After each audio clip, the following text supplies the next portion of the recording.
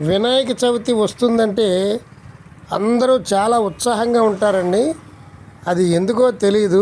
పిల్లలు, పెద్దలు, ముసలివాళ్ళు అందరూ కూడా చాలా ఉత్సాహంగా ఉంటారు. ఇంకా మరి వినాయక చవితి వచ్చేస్తుంది కదా, రేపే వినాయక చవితి. అందరూ కూడా ఆ వినాయకుడి పూజలు చేసి విఘ్నాలు కలగకుండా మీ చేసేటువంటి పనుల్లో విజయం సాధించాలని మనసారా కోరుకుంటూ మీ పురాణ అమృతం ఛానల్. ఇక్కడ చూడండి, విఘ్న రాజైనటువంటి వినాయకుని విగ్రహాలు చూడండి ఎంత అద్భుతంగా ఉన్నాయో. పాలరాతితో చేసినంత అందంగా ఉన్నాయి చూడండి, చాలా బాగున్నాయి కదా.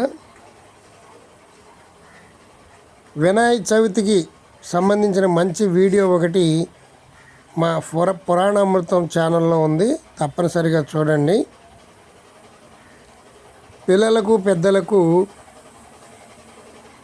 తెలియని విషయాలు తెలియజేసేటువంటి ఛానల్ మా పురాణ అమృతం. Please subscribe. Thank you.